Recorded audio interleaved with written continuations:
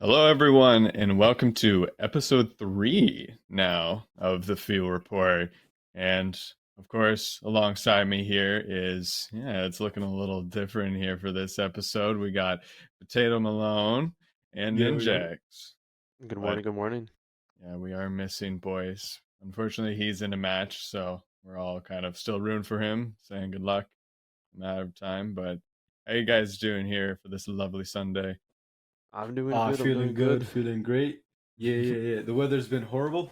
I hate it. Absolutely horrendous. No, I woke up at 7:30 because, daylight saving decided to beat us. And yeah, I woke up to a very, very welcoming blizzard while taking out the dogs. Didn't like that at all. Oh yeah. Yeah, cold weather's already sneaking back upon us. Even though How like just on the Monday, what was it, like 20 degrees or something? it's still snowing. Still. It's been going on all day. Yeah. Right back into winter. Crazy.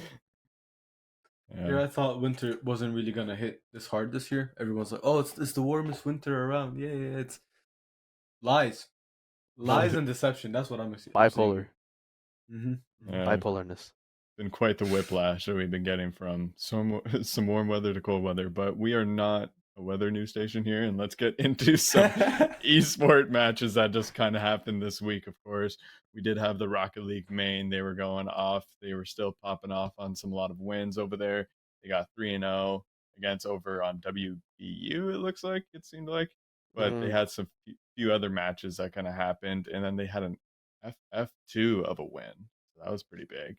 Yeah, a lot of FFs have been going by lately on a lot of games, so been surprising and also been kind of upcaping these teams in brackets. So Yeah, it kind of has been, but of course we do have some going on for Rocket League ACAD. They unfortunately have lost a couple of their recent games going on for 4-0 for both sides for ECAC. So that's a bit of an unfortunate side for the Rocket League ACAD side, but of course I think it's still a great thing to kind of see that our main squad is still going out pretty strong.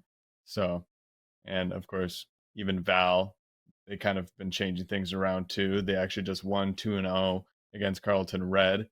And it is a bit of a deciding factor right now for over in NECC for some of their matches that it seems like this next match that they have will be a big decider if they will keep themselves alive for playoffs or this might mean the end of the road for them for almost their is it the season, I one that's think. happening right Wah, now? Do you wah. know of?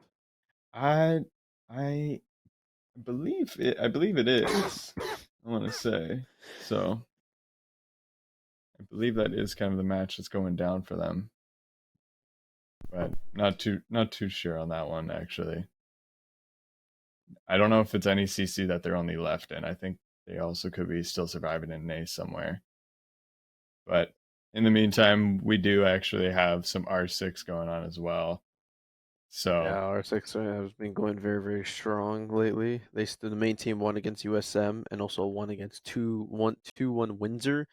A very close game against University of Windsor. That was the Battle of Ontario for a lifetime. And then USM looking very, very strong on the Huskies there as well. So it's definitely continuing the streak that uh they do actually need as well.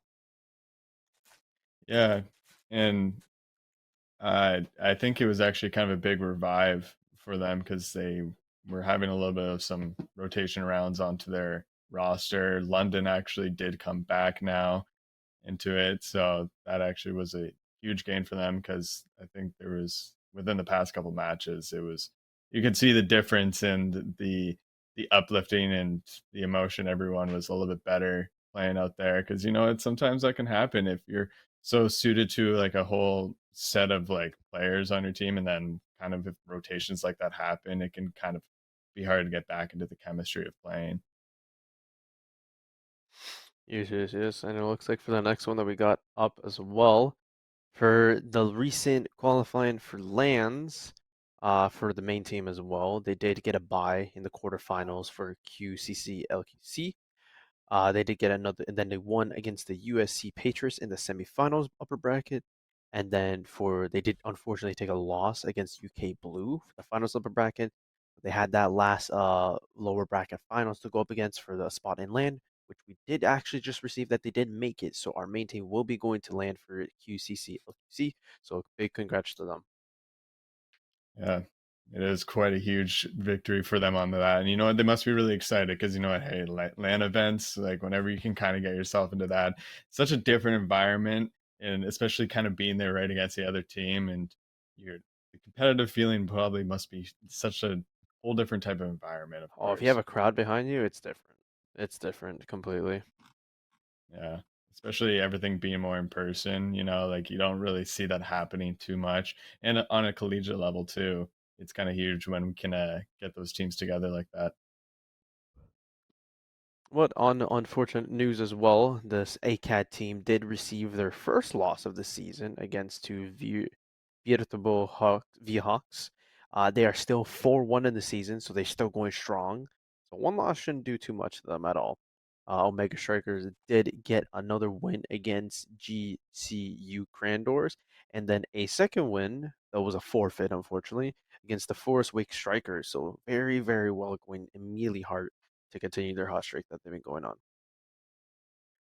Yeah. And you know what? That's kind of a great thing to see. And you know, it is unfortunate for the R6 ACAD team that they're actually not going to be on um, a winning streak anymore. But you know, we kind of did talk about that. Unfortunately, that it can happen like that. Maybe we don't know how fully the kind of the game went down, but if there was maybe a small motion with it, like they could have lost the first round there, and like they were not losing any maps whatsoever from when we had them in the hot streak. Like they weren't even losing a single map. So, and that is a part that we were kind of saying, like even like how well were they going to adjust to it from just losing one singular map? Like was it going to kind of throw their game off? And like I think that's when it kind of comes into question, like how fast can the team sort of still regain after being on a consistent winning streak like that and then taking that one little loss? Will they be able to kind of readjust and put themselves back up onto a good pace? I don't know. I feel like I feel like they can. Honestly, it's still a 4-1 in the season, right? They still got those 4 wins. So at the end of the day, they're still a very strong team. So one loss out of a 4-1 ratio, I think I'll take those odds if we're making it through the season. Oh yeah, absolutely. Because yeah, you know what? Like they have been doing really strong out there on that side, and I think yeah, they just should keep their heads up, even though it's just one loss. Stuff happens, but got to do what you got to do. And I know we've been talking a lot about forfeits here. So this week as well, the Call of Duty team was not playing because the team they played against forfeited. So they got an easy win this week going on. So it keeps them up for their hot streak, of course. That's great. But of course, we can't forget about the Overwatch squad too, Mr. Ninjx. You guys. Yeah, we've been going hard. We've been going hard. So we did take the only loss that we did receive was against the Redbirds, but we did win against recently University. Sorry, not University. The Indiana Tank Academy. So we did beat them as well. Very very huge win, and we're still going. I think what was it 6-1? I think six. That's 5-1 or 6-1, and we're second place for the playoffs for NECC. So we're going hard. Overwatch team going absolutely crazy, but honestly, the better team here, I'm just talking smack at this point. The League of Legends team winning 2-0 against Penn State, going absolutely crazy. It wasn't even close. Okay, look, it was close at the start, but they brought it back and they're undefeated to this day. Insane League of Legends squad. Big shout out to y'all. But moving on from the League of Legends squad, let's talk a little bit about our CS2 squad, right? Now, CS2 for us hasn't been that hot this semester. I mean, we were struggling. Our teams weren't even doing that well together. Individually, big plays together, not that much. But I don't know. They brought it back this week. We weren't streaming it. We were streaming League of Legends. So we didn't really see this happen. But I guess us turning away, giving them our backs, that gave them the opportunity to be like, yo, let's tell them to look at us, right? So they won against Rowan Gold this past week, their first win of the entire season, as a matter of fact. Kind of heartbreaking, but at the same time, they might be able to turn it around this late. Who knows? Who knows? Speaking of a team that might be able to turn it around, our Apex squad actually placed 17th in this last week. not really that good when it's like Group A versus Group C. Of course, Group C should be the weaker group, and Fanshawe is in Group A, so placing 17th wasn't that a hype for them, but they did manage to place ninth, of course, breaking that top 10, getting more and more points as soon as they do that versus Group A versus Group D there. But hey, you know what? That's not ever a bad thing though, because sometimes for Apex, it is a little bit of a tougher, I want to say, like area onto that side for things, like to try and probably like get yourself ranking up higher.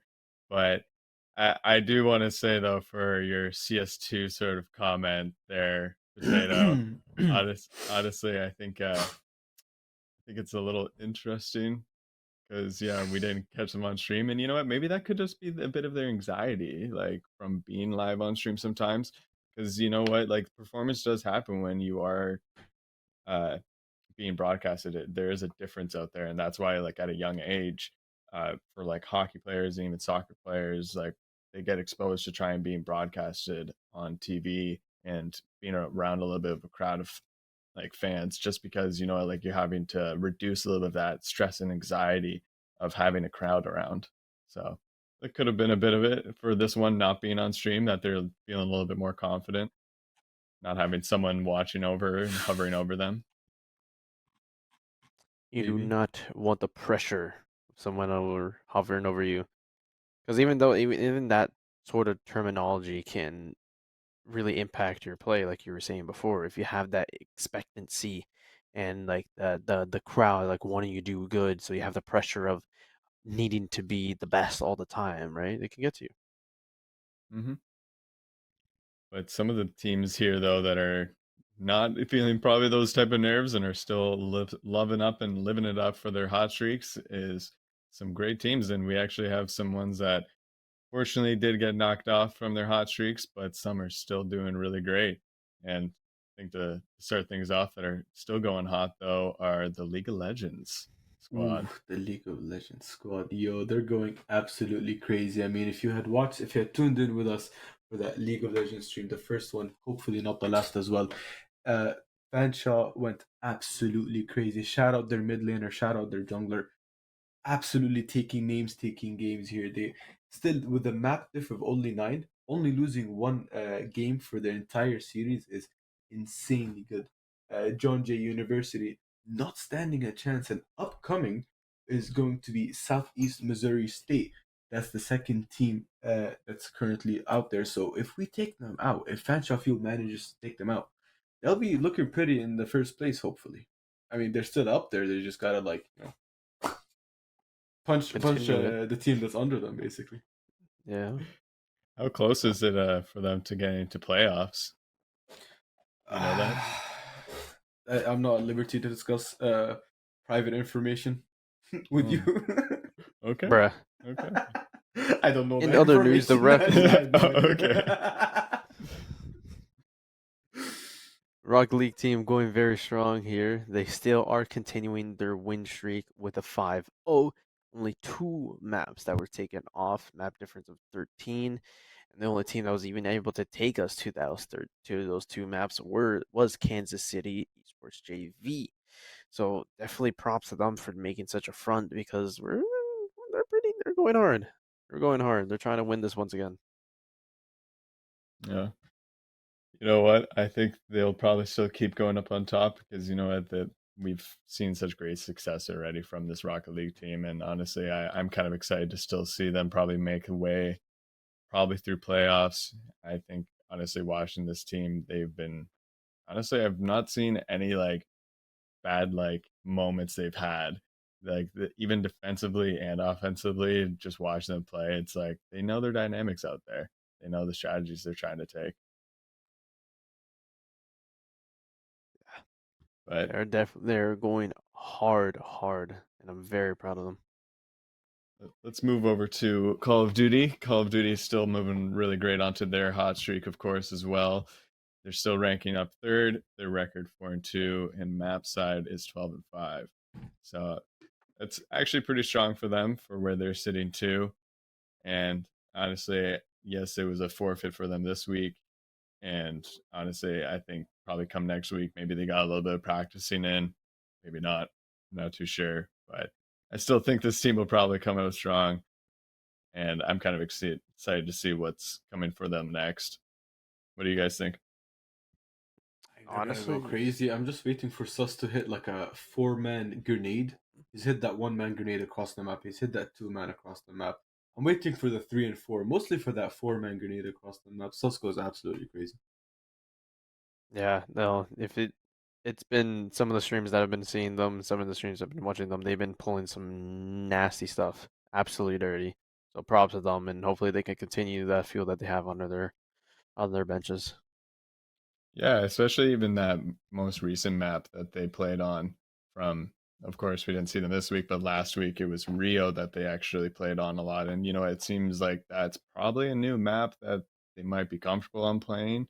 But also, though, they have a lot of fair maps to like look over. But Rio, it does make sense why they're good on it because a lot of teams are already good on it here for Modern Warfare 3, just because it is a smaller type of map comparison to all the other maps.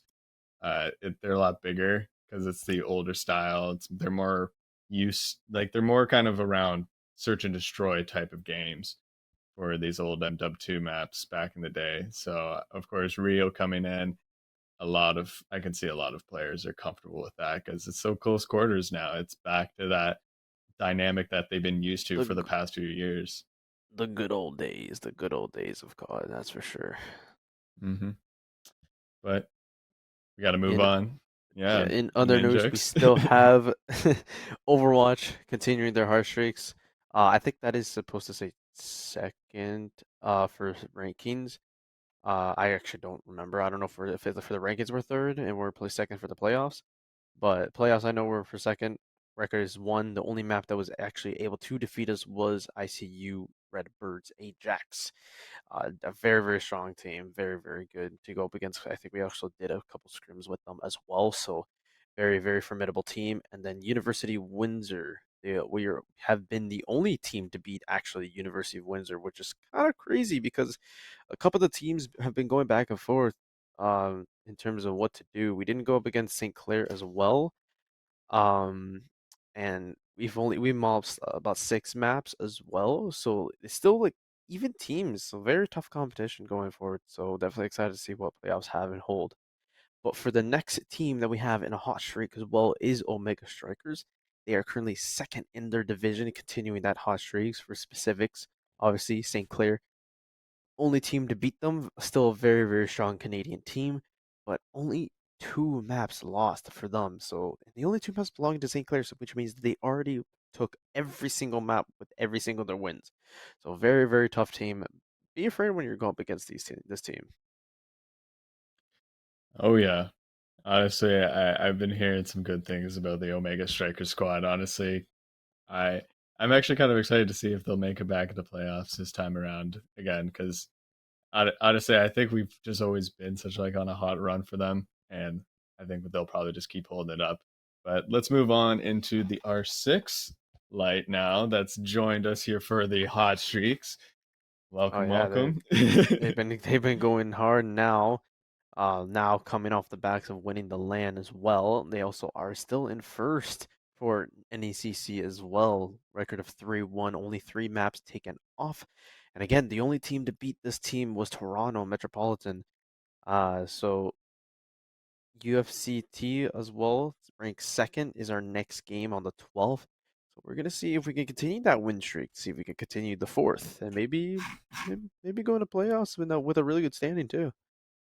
Yeah, you know what? From them actually having to like change around the roster a little bit and having a couple hiccups here and there, it's still great to see that they're coming out and still like ranking first onto all of this. I mean, it just still proves that they are such a strong team to go up against and are probably such a strong one to go up like try to battle. I mean, I would not want to face them myself.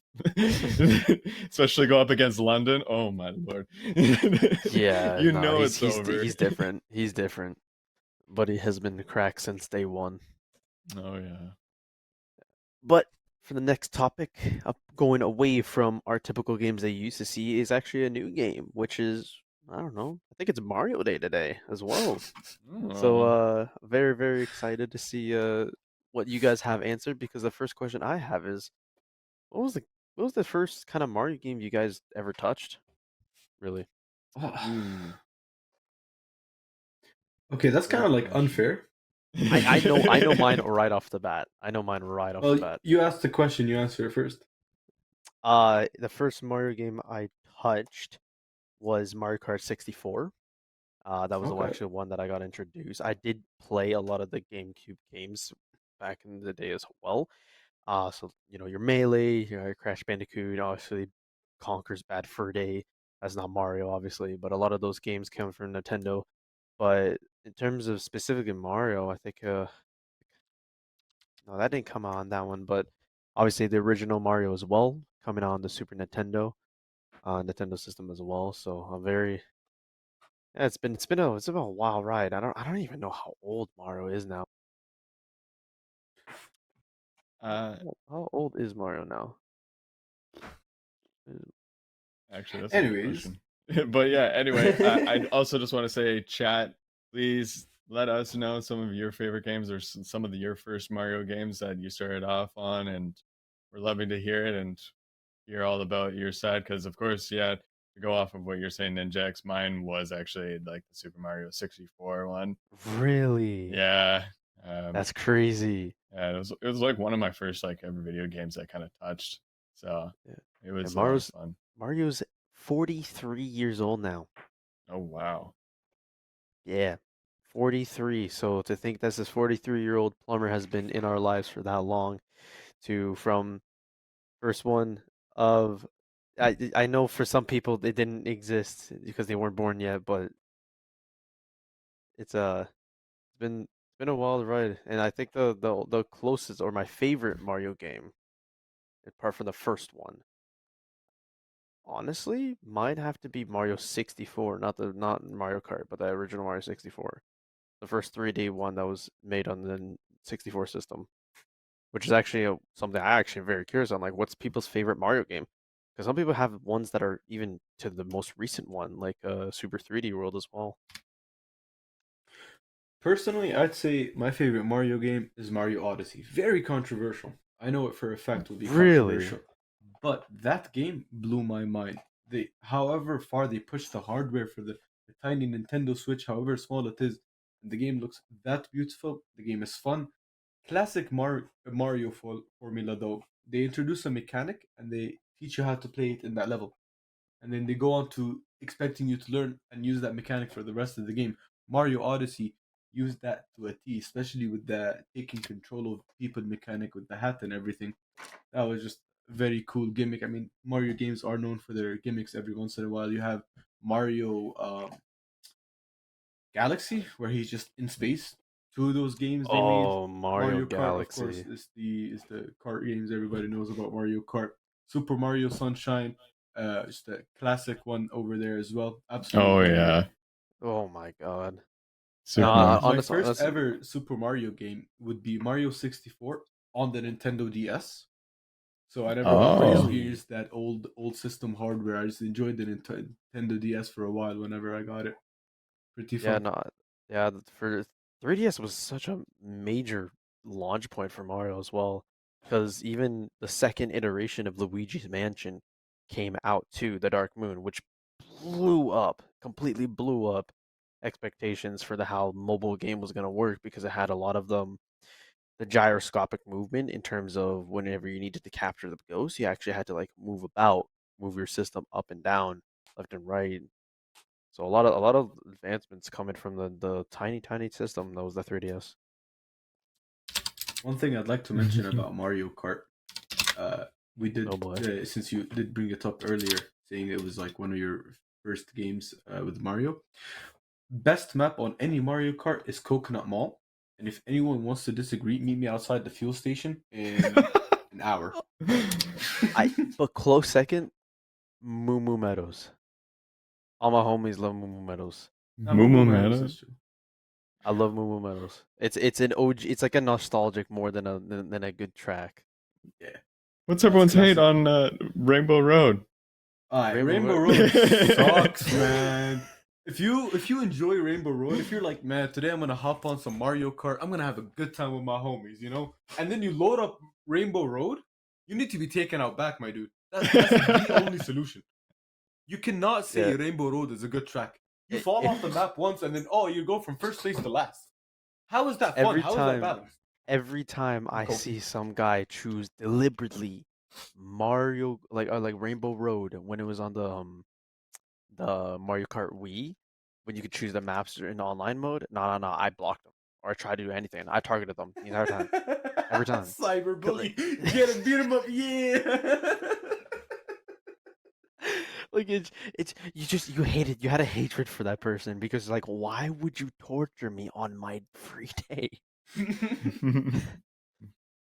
No, but like honestly, out of all the Rainbow Roads though, I think the one that I hated the most in terms of design was probably the SNES.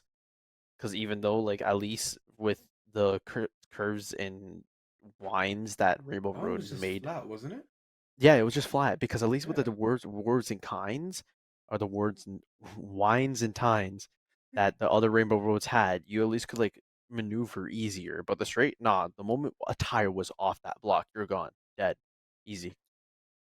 Would, GG, you were would you? done. You're in last place. It's Jover. Oh my It's god, actually it's all Jover. over. What you It's all guys over. what you guys think of like Super Mario Bros though? Honestly, I absolutely love Ah, that one. It's one of my nah. favorites. Yeah, no, it's probably like one of my fondest memories with my family had to come from the Wii one specifically because that was the one that my cousins were actually, because I think they were like 2000, 2002, 12 babies. So they grew up with that one on the Wii. So a lot of the times, give your little brother or your little sister the controller that without batteries, have the little character go up and down thinking they're playing, and it was so fun to the point that when they got old enough to actually understand the concept of the game, I would have me, my aunt, my uncle, and my cousin just absolutely just clearing worlds and having a blast. So And- like just the connections that you'd make with those games was abnormal. oh yeah, brings such like the fondest memories, and other fond memories of like I don't know if you ever did this, but when I played like with some of my family members, I would like pick their character up and like I would throw them off Yes, then. yes. I would love One of my me. fondest memories is throwing my cousin off a cliff. Hey. I loved throwing my family off a cliff. Absolutely wonderful. But talking about family breaking, let's talk about one game particularly, Mario Party. Oh God. God, that's worse than water torture, like It waterboarding someone. You know honestly, that game is. honestly, to this day, my parents do not go on Mario Party because they knew that they would get pissed off, and the one that gets pissed off the most isn't even them, it's me. I take it seriously all the time, bro. I'm so competitive on that game. There's this one. I don't know if I wish I could show you a picture, but there is this one gameplay that was the most unique way that they did Mario Party, which was the bank on Mario Party 8, where you had to continuously feed the bank stars and level the banks up. And the more banks you had throughout the map, you would win. But that means if you filled a bank with 4 stars, someone could steal it and you'd be completely down from like 10 to 6 stars and you just lose in one turn. I was so mad as a kid. Every day, so mad. One of my most hated games. It sounds like you need to cope, man. That's all I'm gonna say. But let's talk a little bit about. I mean, we did touch up on the Mario games on the Wii, like the Super Mario Bros. Games and everything. The new one, Super Mario Wonder. What are your guys' opinion Oh on that my game? I god. heard that game is fun. I actually played a little bit of it with a few friends. It's just a couch game you play with your buddies, basically. And man, I have to Honestly, say, the premises, the transformations, and all of the new things to me, I find them to be unique. No other Mario game is gonna let you turn into an elephant. You know, no other Mario game is gonna be like, no other Mario game is gonna well, let you turn to like a big giant goo blob that you're attached to the ceiling to go up. Honestly, the way that they did Mario Wonder compared to the rest of what they did, like imagine Super Mario 3D World on the Switch, just completely 3D landscape as a cat. It was the first one that you could actually like traverse in like clear pipes, actually see like the characters going through, and like it was really interactive. And the Bowser fights was very, very flashy and eccentric.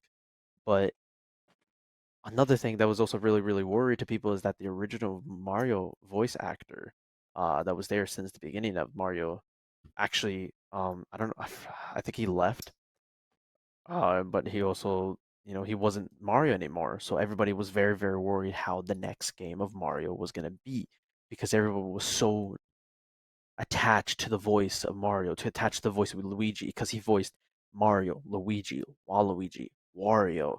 He voiced like 4 to 5 characters in one. Absolutely a madman on the voice acting. So everybody was worried. But then Mario Wonder came out, and wonder is actually the perfect word for it. It was a wonderful experience. I have yet to play it. I've been watching all about it, and it's honestly, Potato, you said it exactly. It's the perfect game to just relax with your friends and just mess around, have fun, look at the wonderness of Mario. Hmm. Interesting, because yeah, honestly, I've not been able to touch the game myself, so I don't know too much about it, and I've only heard like good reviews on it. But Cherry just made an interesting comment that's saying the new Mario voice does not hit the same. Is it? It In it, the it doesn't.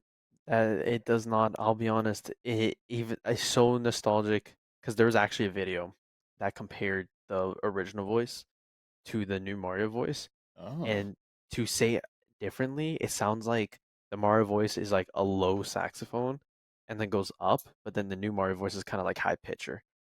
It's different. Like the tones and the sound effects, the way that it jumps is different. That's why I say that it was perfect for Mario Wonder, is because something that I found out about that game too was all like a lot of the sound effects and the musics was done by an acoustic guitar. So the sound of it jumping isn't your typical "Mwah." No, it's like ding. It's just a straight like flick of the string. But they made it uh, so accurately to the original Super Mario Bro on the Super Nintendo. So they try to make it as close to home, because that voice actor was home to a lot of people because it was Mario. Yeah, It hmm, was just 43 just years. iconic. Yeah. No, 47, I think, actually. that it was Absolutely 43. insane. Yeah, Hmm. it's actually crazy. Just some of the memories that people just have with one character, right? But Yeah. one more thing I'd like to mention about Mario. If you do want to use Mario in anything creative in your field or in the future, you have to wait till 2080 for the Mario copyright to run out. And I'm just stating this because my legal team made sure to inform me that 2080 is when you'll be able to use Mario for free I and make a profit out of it. Oh. Yeah, unfortunately it's not Mickey Mouse Steamboat Willie that Hmm. actually did go free, and is a public domain. Mario is not. So Hmm. we're just celebrating the fact that Mario exists. We love Mario. Let's be honest. We love the Mario games. Mm-hmm. The one that actually kind of game jar I do want to am curious about that not a lot of people actually touched on the Switch was the Mario and Rabbids Kingdoms one. It was like a tabletop kind of arcade game. I like Rabbids. It's a fun little character, but I don't know how I felt about the game. Yeah, neither Yeah. did any other one like who played it. I don't think many people hyped that game up as well. Yeah. Yeah, I would agree. Because honestly, even when I like looked at the game, I was like, why these two? Like, what's going on? What was the mix? But Like Rayman and Rabbids made sense. They're both chaotic of them, but Mario and Rabbids, it was like the energies were off balance completely. mm-hmm. I did not like it, not at all. But hey, you know what? It's Mario. Nintendo can kind of get away with anything if they really wanted to run with it with something with Mario. The It's amount of Yoshis that killed in the lava. R.I.P. my Yoshi, bro. You're a real one. the potato. Your face. My guy, I my was just guy, still trying to comprehend on that one. brother. R.I.P. Yoshi. Well, anyway, though, we are gonna just move it on though to from this topic. It was a lovely little chat of just the Mario. I mean, here at the fuel station, we did have Mario Kart go on, so that was a great little Oh yeah, it was the yeah, drunk Mario Kart event today. yeah. Yeah, if you guys didn't know, obviously join our Discord because there's a lot of new content because today actually happened was the Drunk Goggles Mario Kart event live at or not live, like in person at the Alumni Lounge in Fanshawe College. So a lot of events could be more to come, and we actually have Mario Kart now at our stations with Mario 64 and the new Mario Kart at the Switch as well. So definitely come on by and try to see a couple things out. We got Mario Kart now.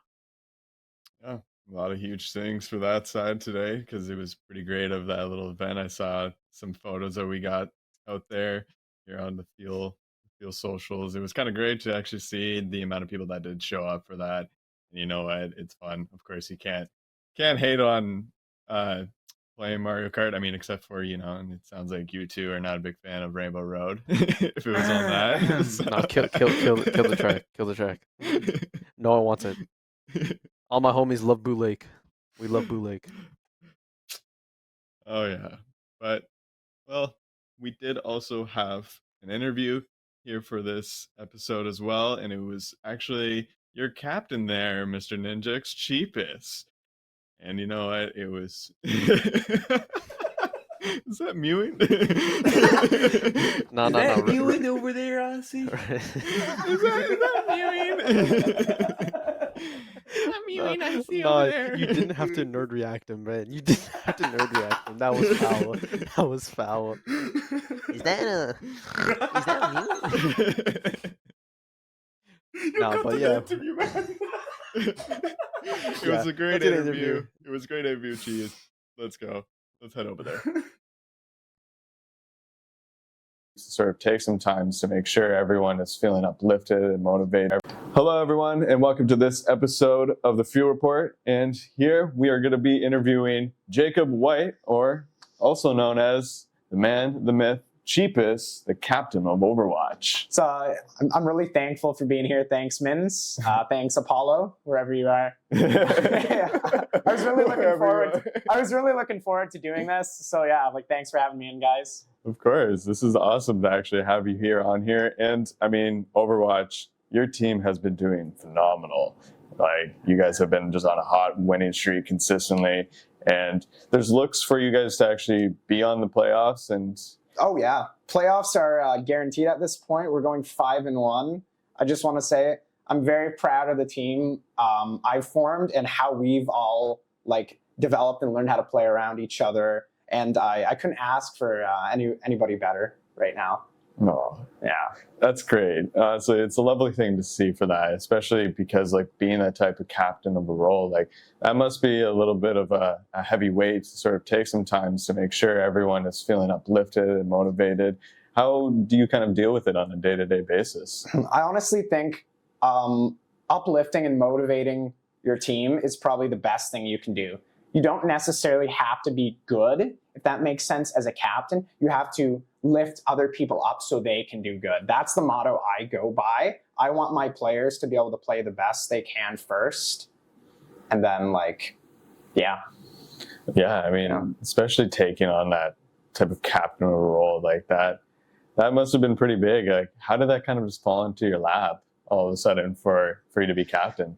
Well, eventually, after a certain point last semester, nobody really wanted to take up the role. So I kind of just blindly took the role, not expecting what I was going to get into. But I feel like that's helped change me for the better. I've learned so many different strategies and worked with different kinds of personalities on my team. And I think I have no regrets, honestly. Aw. I mean, you can't look down and disregard on that fact of taking a captain role. And you know what, I will even say, coming in and seeing you guys play together, the way that you just uplift the team, and even on streams as well, you were the one that was on camera, but all of a sudden you brought over a little spark and just threw him right to the chair so he could get on stream. Yeah, definitely. That's a beautiful dynamic to type of see onto that. Yeah, honestly, I like to see my players happy. And for example, when you said Little Spark was off stream, he was the one who played. I feel like he should get the recognition, right? they may be considered like subs, right? But they're still your players, right? They still make an impact. They still, like, you guys are a team. You form together. In my opinion, yeah. Oh my gosh, yeah. And honestly, Overwatch has always been such like the unique type of game with that, of having that in-game type of sub in, sub out for each sort of role. And it's interesting to see like how you guys even keep up with that dynamic, and even you as yourself as a captain, you will sub yourself out.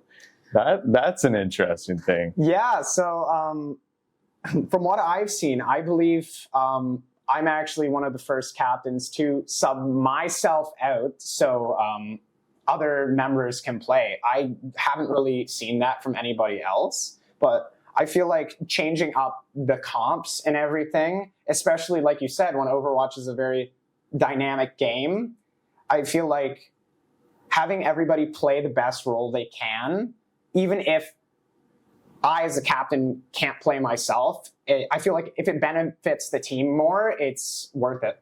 Yeah, Yeah, it really is. Because, I mean, you can kind of see how you were actually able to take this incredible role, I want to say.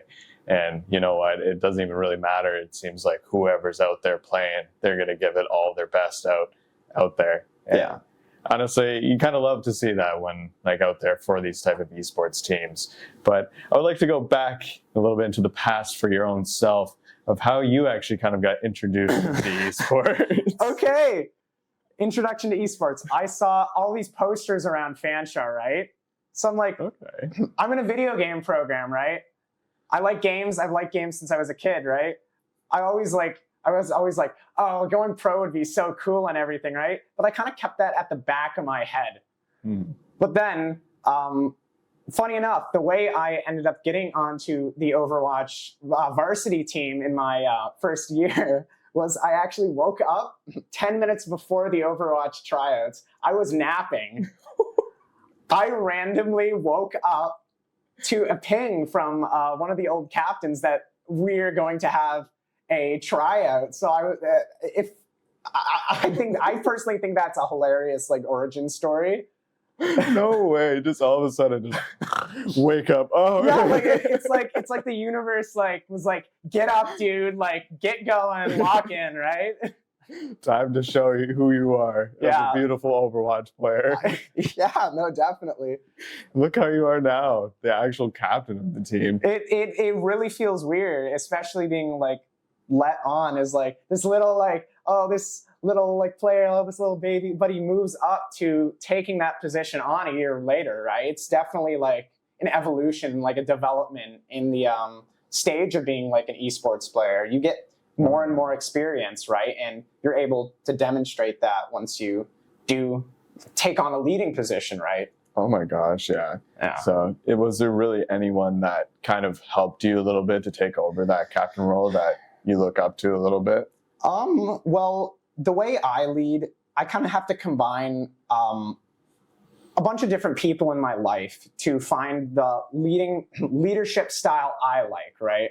So one of the big people for me was my grandfather. He managed a bank. He's kind of taught me all these like team building things, which they may be considered cringe, but when you're going 5-1 and going to playoffs, it pays off, right? Mm-hmm. And I definitely think another motivator was our old captain Matt, who did let me on when I was a very inexperienced player, and gave me that chance to like grow and show me what like we have to offer. Oh. So he's in the back of the head, Thanks. Yeah, like still little like wise words coming out from Matt here and there, I guess. Yeah. I've taken like several captains' styles of playing, and I've kind of formed that, like I said, into my own development. I've kind of taken the way Matt used to calm like in the game, and I use that as like my main way, like, oh, clear comms, guys. Oh, if you need healing, say I need care, right? That's what I learned when I was like new as a player, and it's worked great since I've been teaching it to our new players, and like I said, it shows, right? Yeah.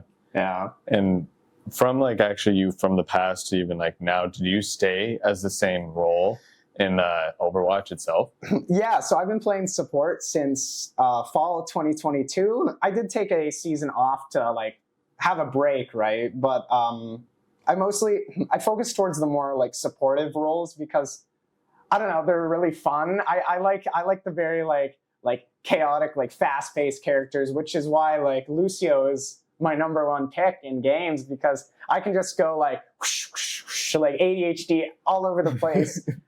Where I don't really have to think about making space or like hitting shots, right? I kind of just have to work together and do my own thing, which is why I like that role a lot. Oh my gosh, yeah. And support, like, Yeah. it seems like it is a bit of a heavier role to sort of take on for the Overwatch sort of team dynamic. Oh yeah, no, definitely keeping people up are it's one heck of a time, definitely. But support is one of the, like in the meta right now, one of the what you could consider easier roles. I personally would consider tank the hardest role in my opinion, as like you have to know the most like game knowledge about it. So, but support's definitely like one of the easier to learn but hard to master positions. Okay. Which a massive skill ceiling is always, it's never going to be boring for you to improve on that kind of stuff. Always have like areas that you can be like, oh, maybe I'll tweak on this next time. Exactly, yeah. Maybe like even probably like on different type of maps, there might be a different style. Yes. There's a bunch of different comps for different maps. So you really have to know what you're doing. You need to know like, hey, is this a poke map? Hey, is this a rush map? And then you have to develop your comps based on that, which what me and my team do is we, like I said, we sub on different players who are good at their respective characters, right? And that's how we roll. Oh, that's perfect. Yeah. And you know what? I think we'll dive into, because you were saying that you're into video game design. Yes. How did you kind of stumble upon actually your interest in getting into video game design? Okay, so this is an interesting story. In high school, I was actually planning to go into software engineering. What? Yes, I planned on going to software engineering in high school because I really took on like, oh, I love the computers.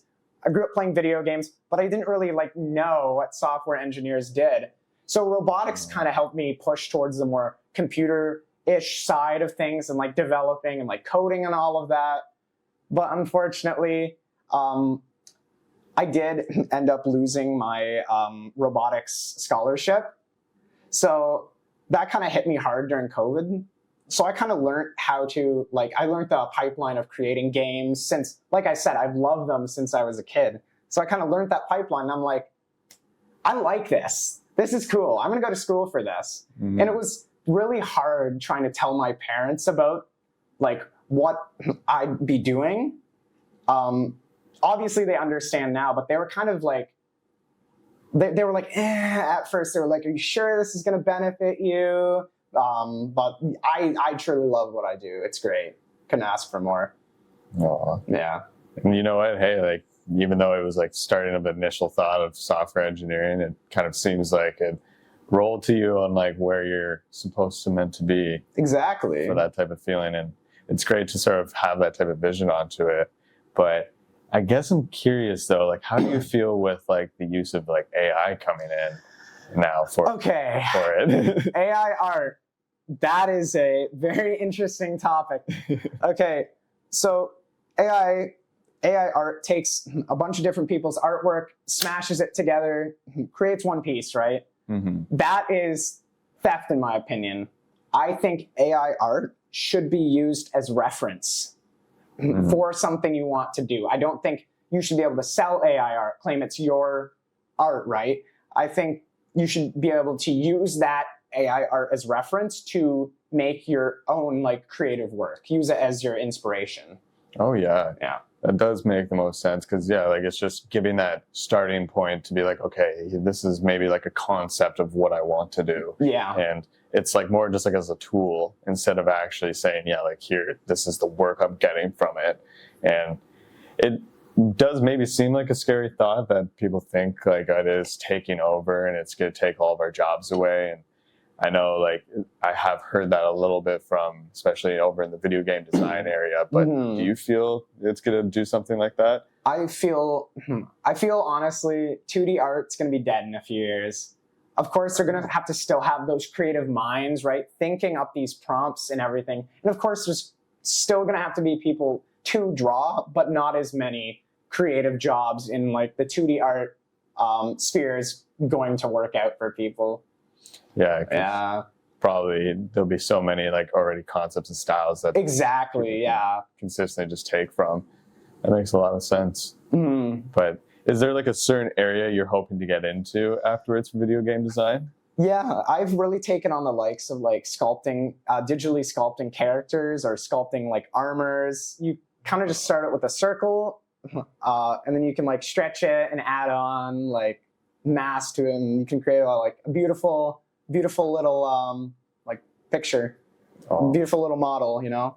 Oh, that's so neat. And like, then would this be like something that would be used for like the main character in the video games, or? It's very like versatile. Like all your video game models, like R6, Apex, Rocket League, those were most likely all sculpted by people, and I think that has like very like long-term like job security, and I like doing it, so it works out perfectly for me. Oh yeah, that's actually really nice to sort of hear that like you kind of go into those small details, because it's so interesting to see like the amount of work that can go behind just even some indie games that are going out there. Oh yeah, 100%. I think indie developers are honestly the way to go now. I think you should start out your experience in AAA and then move your way to indie. I think that's like the long-term strat. I think that's how you'd go about. Is it just pretty tough to get into? Oh my God, yes. It's very tough to get into AAA because you have thousands of others competing against you. It's not like regular jobs, because regular jobs, right, you type out stuff or you make like an article, right? But you have like hundreds of thousands of people that you are competing with who are also creative, and picking somebody out of that like creative area is like very difficult, because art is different to other people, right? So one person hiring might like this style better, and it's a bias towards others, and you're kind of screwed if the person hiring doesn't like what you do. Yeah, because then all of a sudden it's just you guys are going to keep conflicting, and then nothing's going to happen, and might result into someone then like not actually working forward with them. But hey, you know what? That happens sometimes. But here at Field, though, you are not just only the Overwatch captain. You also do a lot of other stuff, helping out with the staff team too. Would you like to kind of I can speak on that? Yeah, definitely. So I usually work the chess, the FIFA, the Smash Bros nights on Mondays. Show up to those if you haven't. And then I also do create content on the side for Fuel, like the banners you see on Twitter or like the Instagram posts, stuff like that, match day graphics, all that kind of stuff that kind of like help assist us and put us out there. What is it like to actually kind of feel being like contributing to the actual Fuel staff team even as well? Like, yeah, you are on the team as well on the side, but like you're actually really making a name here for Fanshawe Field too. Yeah, honestly, like at first I was like, okay, this is going to be like a fun little gaming thing. And I realized like this is an actual community we have, right? How can I build upon that, make it better for students who are coming in next, right? So I'm like, okay, I'm going to take over the role as being captain because I want to push people to higher levels, people who might become leaders in the future, right? And I also want to create content that helps like put us out there in general and shows that like even for regular students we can have like they can have a great time, right? Yeah, it's actually a lovely thing to see, just the passion that you have behind on wanting to help out and contribute and make those type of posts out there. And also even for Mondays too, when it's like Super Smash Bros that you could play, or FIFA, or even chess, and it does gain a fair amount of traction. And honestly, how is it kind of feeling on Mondays to kind of be able to help out and control around with it. Well, you know, being known by name is weird for everybody. By like a large amount of people is weird for everybody. I took the Monday shifts because I like talking to people. It's fun. That's why I'm here. I like talking to people, right? Yeah. But when it's a bunch of gamers in like one room, they're almost all exactly like you. You can talk to them with ease and you can really like understand what they're feeling because it's almost like they're kind of like you, right? Like you could talk to a Smash Bros fan for hours because they have so many different characters in those games, right? And you know, there's chill people in general. Gamers are pretty chill. You can talk to them for a while and definitely like have a good time, which is why I love those Monday night shifts. I get to meet a bunch of different people, returning students, people who aren't even students. Like even a kid showed up. I was talking with that kid for a bit. It was really, really interesting to see different people's perspectives. Aw. Yeah. That's like such a nice, like heartwarming thing to like see though, that even just like a little kid, because maybe down the road all of a sudden he might have interest. Exactly, to come here to definitely. play. Yeah, no. And inspiring that next generation of people is one of the things I want to keep in mind like all the time when I'm with Fuel. I want, like I said, I want people to continue to be great leaders. I want people to create content, put us out there, and I want people to like feel inspired, right? To make a cause, right? Yeah, Yeah. Especially being able to like geek out and talk to people about yeah, video it's games. awesome. It's awesome to do that. It's great. Plus, it must even like sort of help to kind of help with your own type of concepts when you're going to video game design, like hearing other people's thoughts too, seeing what they like and stuff, right? What they like hate and everything. It's definitely like the big thing is learning about people. That's what I can take away from Fuel. Learning about people. That's what's really helped me here. Yeah, it's like esports, right? But you're interacting with so many different kinds of people, whether you're like working, playing as a team, or even just like showing up to the room casually. You're interacting, and that's what honestly like feels great here. Yeah, it is such a great thing how big this community has actually really grown into. But of course, I really want to dig more into some of the video games that you also sort of play. But let's bring it back to what actually sparked your first interest of going into video games. Well, playing video games, not actually going into it. It's not right. Video games as a kid, right? So my mom had this boyfriend of hers who always used to play like DS games with me. He introduced games to me. We'd like always play like a little bit of like Zelda on the DS before I went to bed. My mom obviously didn't approve, but he loved doing that. He loved kind of influencing that onto me because it's a great way to pass time. Fast forward a bit, it really helped me through my early childhood years because like I was a bit of like a kid who didn't fit in with the rest. So I kind of turned towards games. They were like my comfort scenario. I played a lot of them growing up. And that's what kind of made me like start loving it. I started with Nintendo and I've branched out into Xbox, PS4, and PC now, which is where I now like play my game of choice, right? Yeah. Yeah. PC is really starting to dominate over PC Master Race, yeah. Yeah. It was crazy. Just like all of a sudden it was like this battle of like Xbox, PlayStation, Xbox, PlayStation, and then everyone's like, well, let's just hop over to PC. Yeah, PC is probably the best. It's versatile. PC, you can do work, you can watch videos, play games. Like it's where it's at, you know. Yeah. But yeah, no, I do got to give it to the man that really influenced me. He would not be the reason, he's the reason why I'm here now, right? Mm-hmm. If you think about it that long term, right? Forking back all those years, like where it actually exactly 14 years ago when I was like 5, right? Like just hitting into that sparking moment of where it really came from. Exactly, it's making me like tear up and stuff. Yeah, just like it can make such a big impact to kind of see where things might come into now and see like where even yourself has helped for even getting towards your career. Yeah, no, it's a phenomenal thing to see onto that. because you know, like even looking back at those games, it's so nostalgic now to think about it. It's great. It's honestly great. I remember just all those like good memories as a kid playing them. Yeah. Yeah, it's definitely like this is where I was meant to be, and I can definitely feel it. Yeah, it must be such a great, comforting feeling to have that. And you know, I like definitely relate with you on the DS sort of thing, like having it like on the side of your bed, and then all of a sudden you like hear the footsteps, and it's like, oh yeah, I gotta check it out. Everybody's parents caught them at least once. Yeah. Everybody's parents caught them. Yeah, we all did that. Yeah.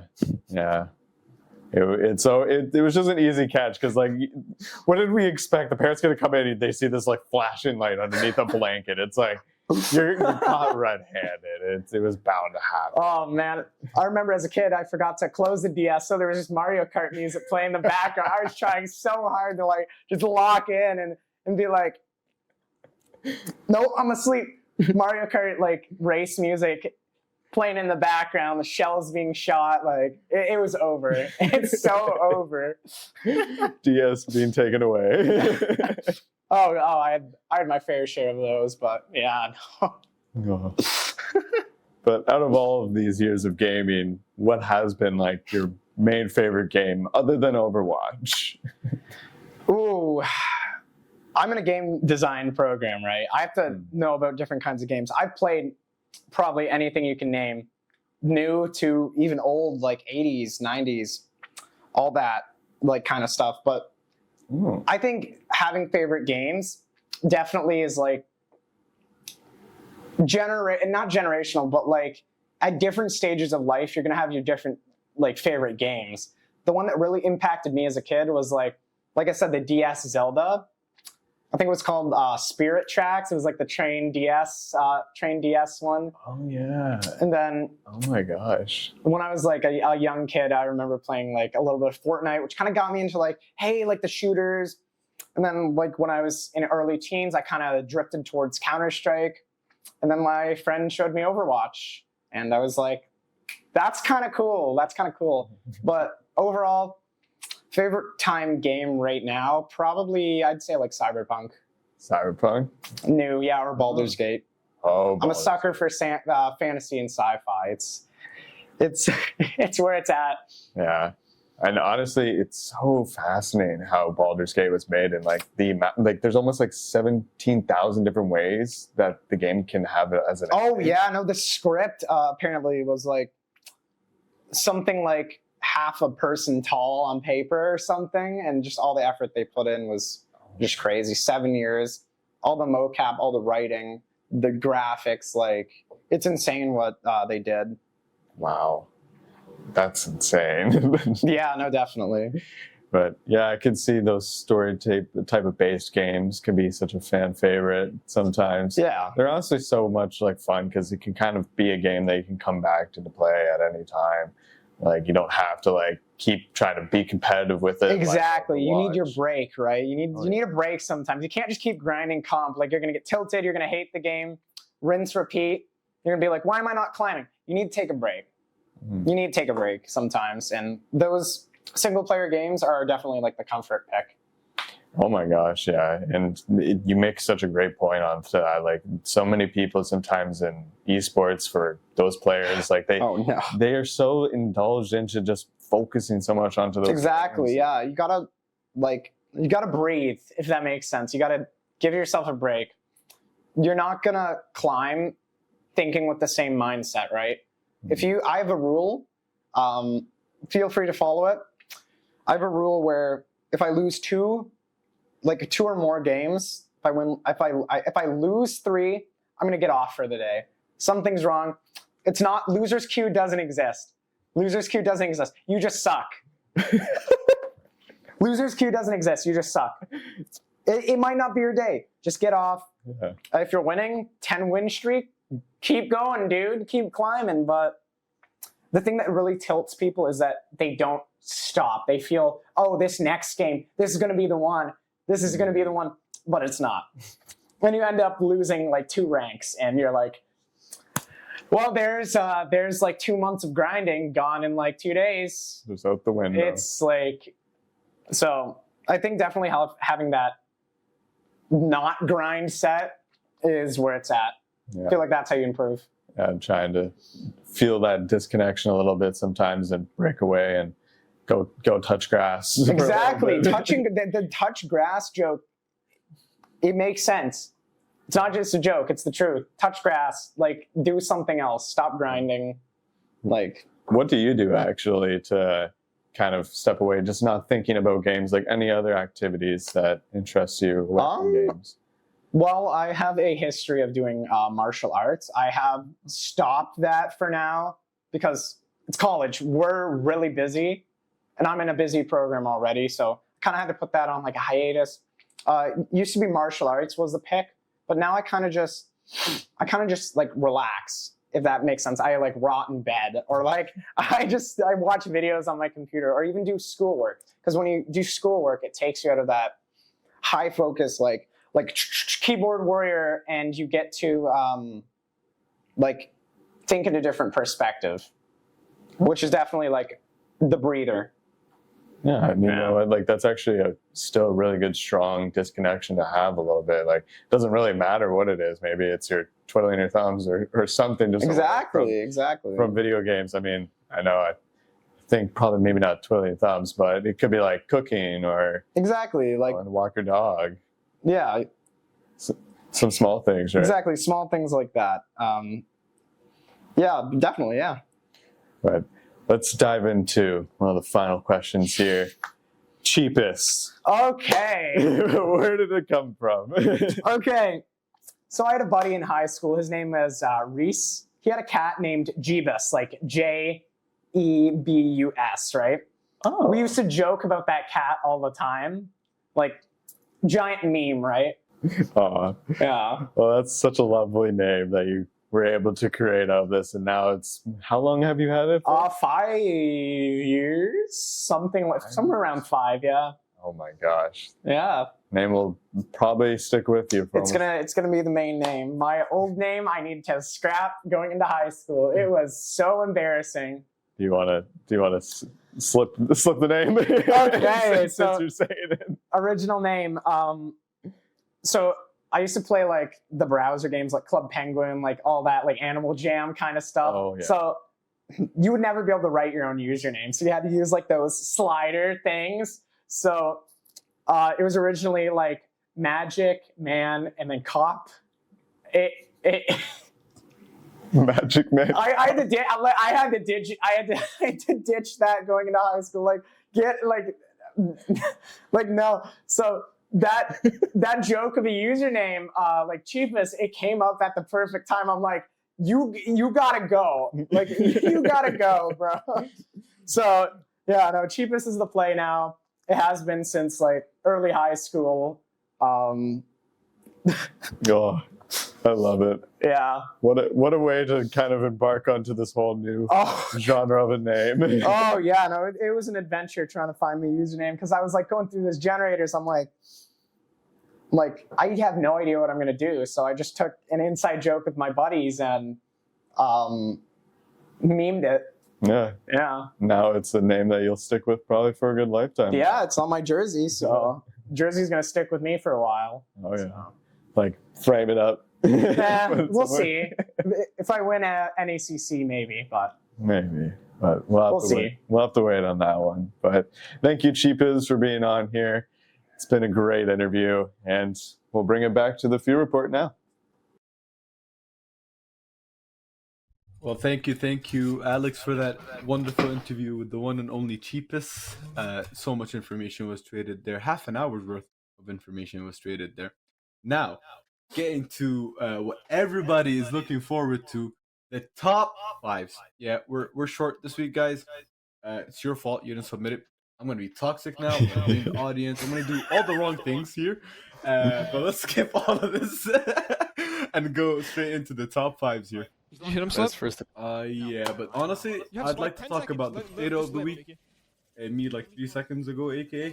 But yeah, potato of the week. This very good play coming in here. Form our Valorant team. Expert mechanics. Look at this. Oh yeah. Managed to paint a silhouette. Absolutely beautiful. Now, The fifth clip of the week is Jerry X. Actually, it's a team play here from our League of Legends team. This was them basically gaining the lead against the enemy team, taking names, taking games. Next, we got an insane flick coming in here from Persia. Yeah, that was insane. He managed to end up getting like 3 kills that round, from what I can remember. Next up is this insane Leopard Rocket League clip. Look at that. Who does that? No He's just way. GOAT, man. Next, we've got this slippery ace over at Rainbow Six. Man, I love it at the end when he baits the diffuse. Twice. Check it out. Slipster is trying to see if he can get any type of time here. He still has 22 seconds left. Diffuse in the hand, making sure they've... 2. Sight! No way. Ow. Broken. Ankle's broken. Best clip of the week, however, was LVC over at mid lane. Wait a second. Honorable mentions. Hold on. He's throwing a rock. Bonk. Ult denied. And then Leopard just going absolutely crazy with Rocket League again. Now for the that best clip of insane the shot? week. This is LVC running away from 3 people, 2 of them being tanks on the enemy team in League of Legends, and he manages to get a double kill, closes it off with a triple. He was just insane there. Absolutely crazy. That last clip, to this day, I remember I was casting it, and I was like, nah, this guy he's dead. It's Jover. Move the camera off of him. We don't need to see him get butchered. It's gone. And then he just gets 1, gets 2, finds the 3rd, almost manages to find the 4th. But he's insane. All that, he's one shot. Golly. I mean, hey, you know what? Even though it was just only top 5s, that was a lot. That was actually still some like good plays that was going on out there. Honestly, kudos to those top plays. I thought it was great. I gotta say. I think my favorite one though from the honorable mention was the rock, because you know what? It wasn't just a boulder; it was the rock.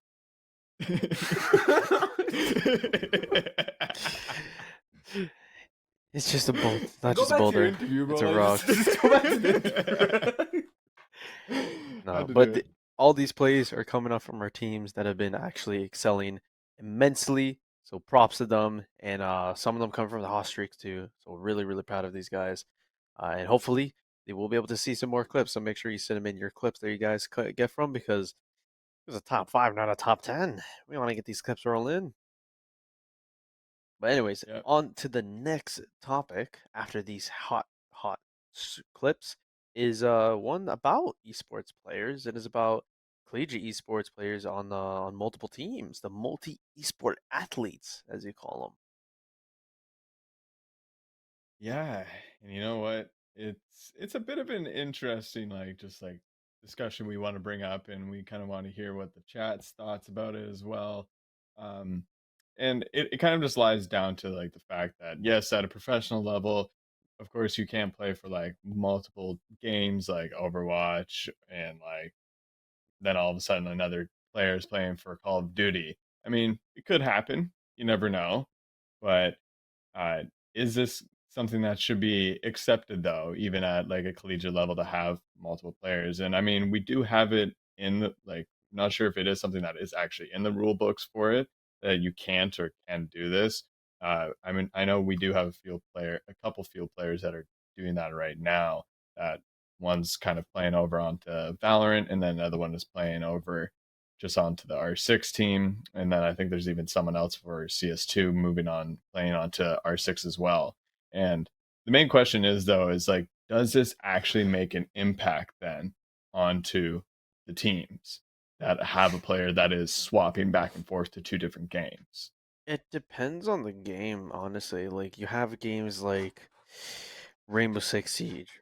That's a very, very high intensive game that there's so many little mechanics to it that it's very finite. So a lot of people just like they grind the finite details of it compared to a game like Rocket League, a very, very technical game, but completely different mechanics compared to a gun to a car.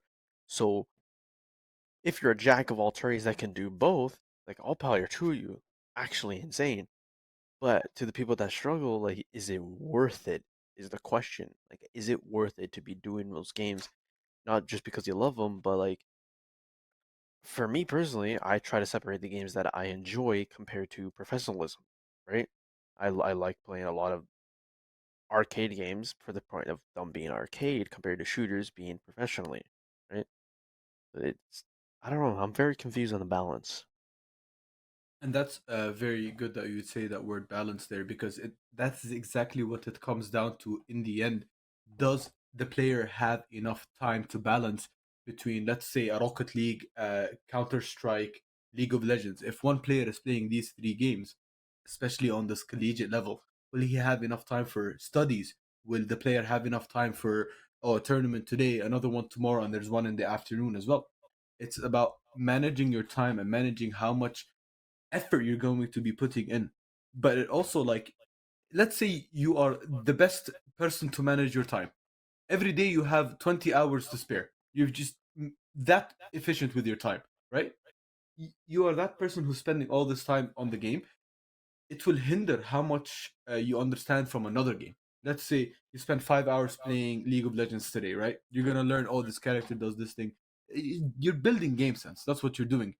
If you switch to Apex Legends, for example, completely different genre, completely different atmosphere. Switch Mm-hmm. again to Rainbow Six, same thing, completely different atmosphere, different genre as well. Not even a battle royale compared to the Apex Legends. And Call remember, of Duty as well, TDM more than sorry, it's more shooty, fast paced than Rainbow Six. If you understand that what I'm saying. yeah, and In the end, remember, it depends on how much skills you have. Mm-hmm. this is collegiate too. We're in college. We have jobs. So not only do you have multi games, but you also have two other factors in your life apart from your own home life as well. Like, for example, if you have Siege or Rocket League and you have a job and you have school, that's already four things that you have to manage within your, I don't know, let's say you wake up at 6, go to bed at 8, like 14 to 16-hour wake day. Some of that is even going into late night where you lose sleep in order to grind those games that you enjoy. So then you're spending like 22 hours, like the ideal said you, or the 20 hours to get like maybe 4 hours of sleep. But you're spending 20 of those hours to get everything else done.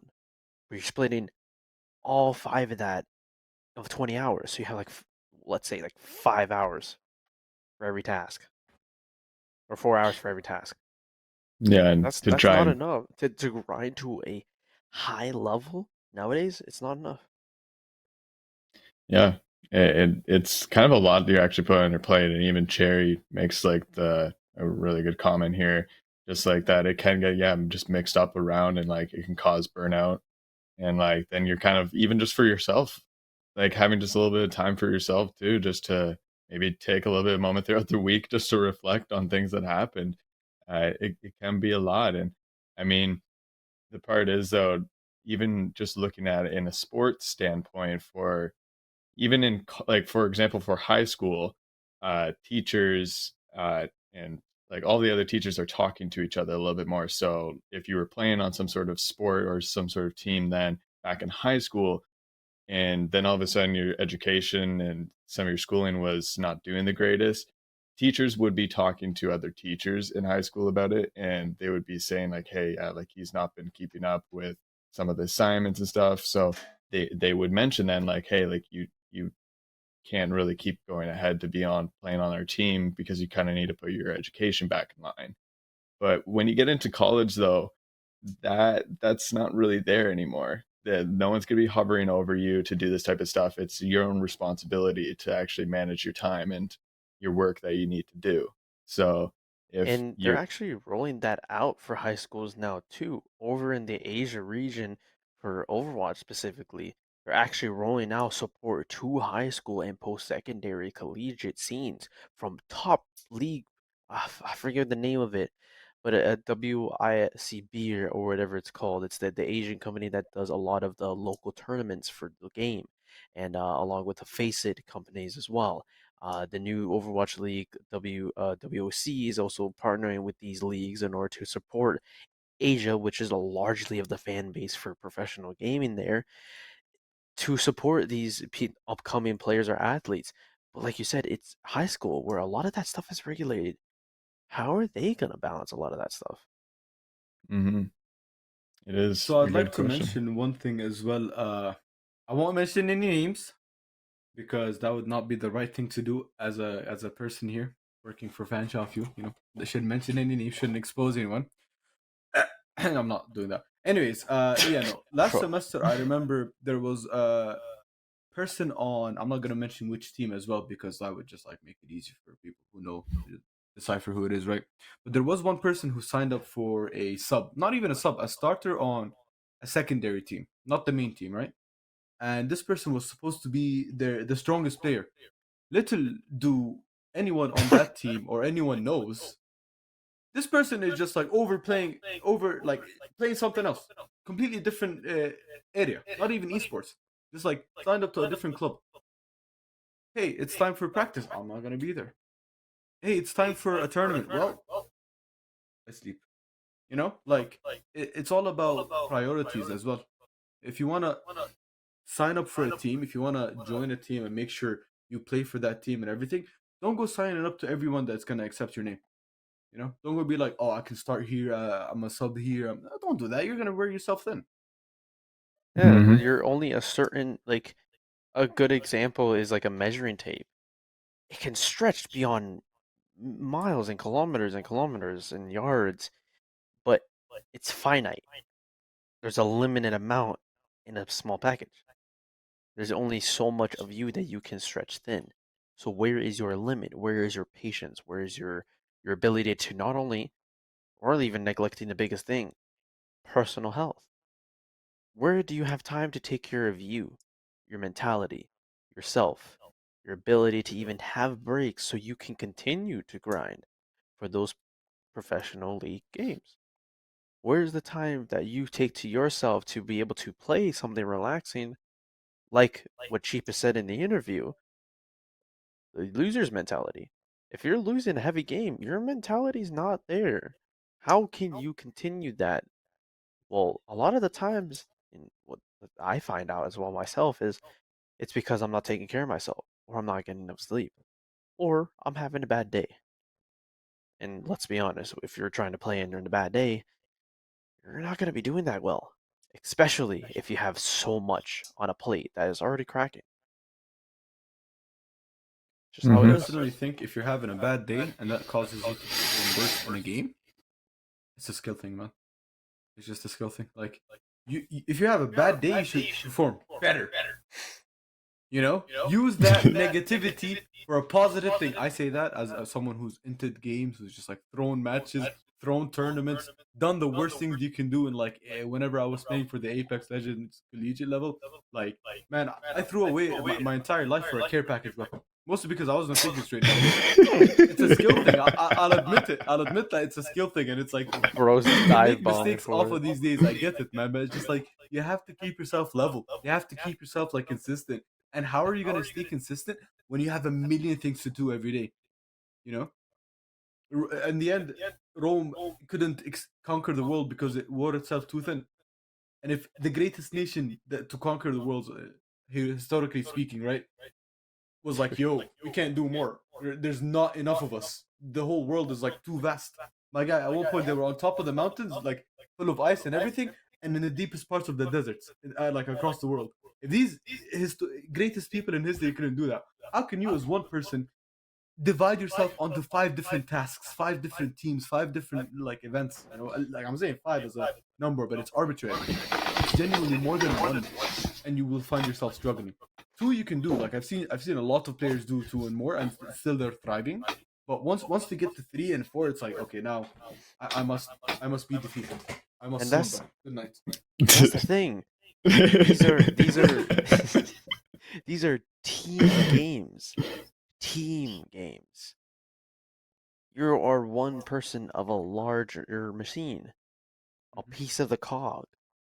So how does a machine function if one of the cog is consistently not operating to 100% capacity? What Right. do? You either fix the cog or replace it. And last time I checked, no one wants to be replaced. So what do you do in your experience to be able to not let that happen? Well, let's review. We take in consideration of the fact that we don't really have infinite minds. We don't have infinite valleys of patience and confidence and pursuits. What we do is we take time for breaks and we take quality times to ourselves, but we also get help. We have teams. If there's something you're doing wrong, being like, hey man, I need some help. Can you help me on this issue? Can you boost me up? If you're performing bad on a match, what do? Your teammate or your captain or coach lifts you up because you're a team. But it's hard to do that when you're stretched thin already. And knowing that you're stretched thin, you're trying to bring out more than him that he doesn't have. So what do? Well, I mean, if you think about it, you bring up a great point onto all of that. Like, in to really probably come back onto that case is really saying to your teammates on communication to be like, hey, I have a big assignment coming up or something, or even just sometimes if you're feeling a little bit tilted, like you're just not in the mood to really get back into things because maybe you're just hung up dry for a little bit. And it's good to actually talk about that with your teammates then and have someone sub into you to feel out another way to kind of recover. So maybe when you do come back, your head's on strain, you can be like, all right, perfect. Like now I'll kind of lock in back into this game. And honestly, though, from my take, I don't think it's a bad thing that we have players playing on multiple sort of games because, of course, like there is some of these games out there that are very similar. So it makes sense for them to actually use their skills in another game set. It's of course just making sure that those players are not like just burning themselves to the end and then all of a sudden like they're expected to be trying to do this like to keep playing at their top part type of game and they can't do it or someone is shunning them because of that fact or looking down at them when they're not opening up and saying like, oh yeah, like this person has school to think about, another team to worry about, and then maybe work on top of that too. And it's trying just to make sure that you're talking with that and keeping that open communication that's going on. Yeah, I actually really good points here. Now, personally, if one of my teammates is bad, like having a bad day, I'm bullying him. I'm ruining his life. I'm destroying his setup. Like, it's over. It's Jover. You're doing bad. Cry about it. Break your controller, break your keyboard, just throw everything out. It's all done. Go home. Move out. Wow. Retire from collegiate esports. Bro. No, I'm Ninjx joking. was about to foreclose on their house, do that. Man, sorry about that. I lost the siege match. But talking about retiring, I think it's for us about to retire this episode today. Yeah, I think there might be a little bit of a lovely quote coming through. You know, gotta love you there too, Night Flash. You'll never know if you don't reach for it. It's a me, Mario. Ah. And that's all the time we have for today. I mean, I appreciate the conversation I had with you. Don't that is clapping. He's just clapping there, isn't he? Okay. Yeah, I appreciate the conversations. Yeah, we had a good discussion about like the esport at collegiate level. Also, we talked a lot about the Mario Days. So yeah. If there's anything else you guys want to add, I mean, go for it. Now's the time to do so. If not, I'll hold for 3 seconds and I'll be moving on. The shy guy. And have a good night, boys.